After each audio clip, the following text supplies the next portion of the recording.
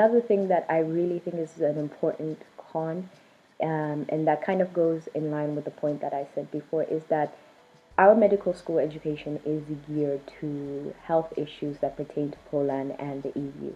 And so, some of the things that may be more pertinent to my country, like for instance, infectious disease, don't get me wrong, the World Health Organization and the UN has done a great job at minimizing infectious diseases in many African countries, mine included. It is still a very pertinent issue nonetheless. And so for me, when I sit in classes like dermatology and they might take up the bulk of my curriculum and we have very limited teaching on infectious diseases because maybe it's not as prevalent in Europe, I do feel that I am lacking in that knowledge. And so it's one thing that you need to understand if you come to Poland, be it your path to residency, be it your path to wherever you want to practice, there is going to be a knowledge gap just because the system might not cater to you. And so it is very important you understand at some point you're going to have to take up responsibility and do a lot of the work by yourself. And so that's one really big con in studying in Poland that I just want people to be very aware of, is that there's going to be a point in time where you have to do a lot of things by yourself. Another thing that I want to mention is the language barrier.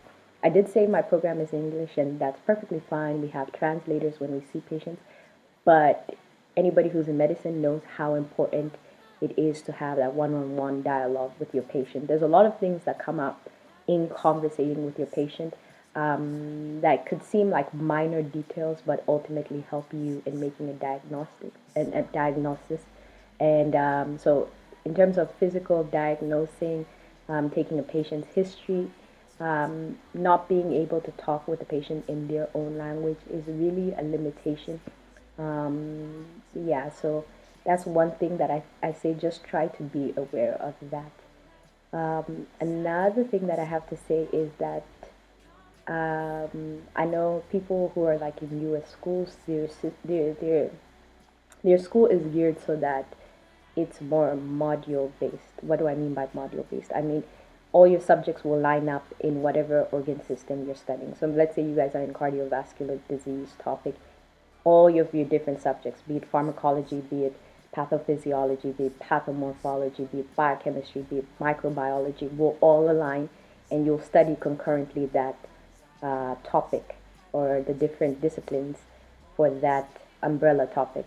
Whereas that doesn't happen in Poland, well, at least in my school. I can't speak for all schools, but in my school, that's not how it's geared. So you could be studying a completely different topic in a different subject, and I think the system is too decentralized. I wish it was a lot more centralized.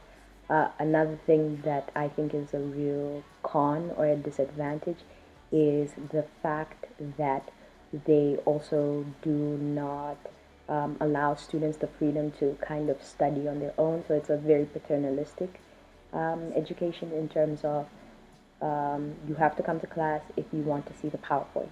And not even if you want to see the PowerPoint, it's just a mandatory attendance policy for most subjects. For instance, I have a subject this year. It's a year-long subject. We are allowed 3 absences, and those absences are only if you have a legitimate hospital excuse or something of the sort. So essentially, we're not allowed to miss a single day of class for that subject, which you would think seems impossible. Like, what if I have the flu and I just want to stay home?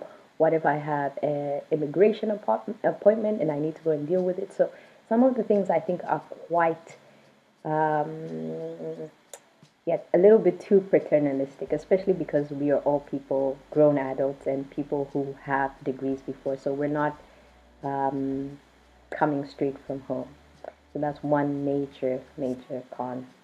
So I'm sure some of you have heard about the recent Independence Day march that happened in Poland. It was termed as a neo-Nazi march.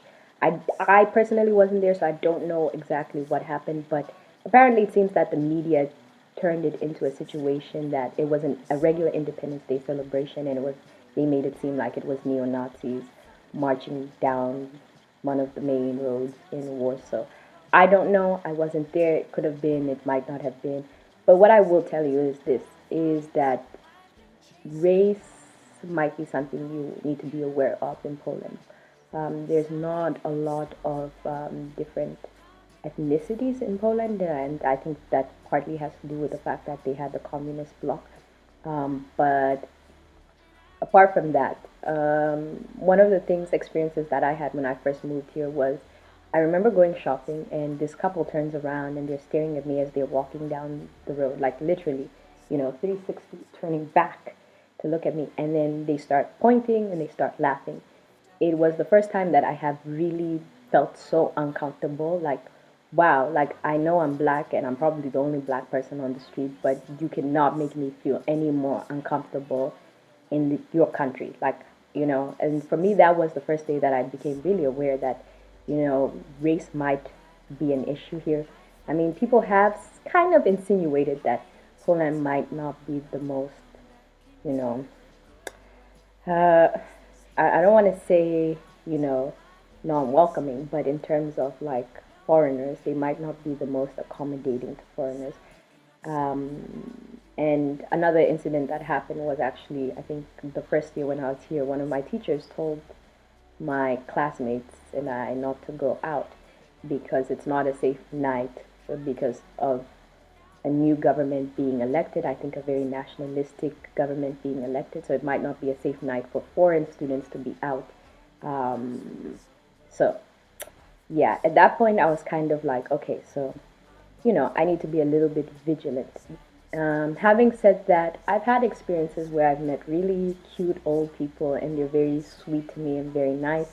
So I think it's one of those things that, you shouldn't let it taint you and don't let you think like it shouldn't make you think that every person that stares at you is thinking negative thoughts about you. I remember we were doing rounds once with some of my group mates and me and my friends were all black. We went into one group. It just happened that the teacher asked for volunteers and it happened to be all the black kids. I don't know how, but anyways, all the black kids were in one group and we were actually even joking about it. But the woman we saw, she pulled out her camera and she's like, I really want a picture with you guys. And I was surprised by that because at that point it made me realize sometimes I think it's more so an issue of curiosity.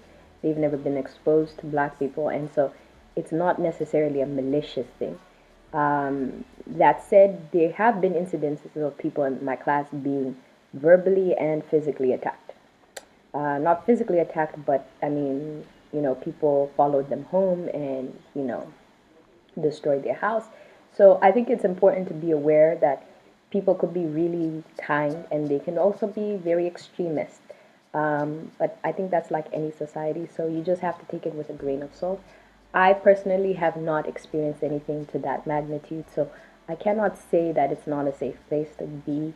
But I will say is that, keep an open mind because some people will pleasantly surprise you, and then there will be people that will disappoint you, and you shouldn't let it, upset you or get at you and change your perception of everybody else because of that one person. It's like anywhere you go, you will find people who are mental, to put it lightly, and you cannot hold the whole country accountable for those certain individuals. So that's all I want to say about Poland. I'm sorry this post is so long, but I hope you guys want to come and study here. And if you have any questions about studying in Poland, you're interested, feel free to write to me. There's things that I touched upon in this video that I'm going to get more in depth with, like for instance, how I'm studying for the USMLEs, and how our curriculum is set up.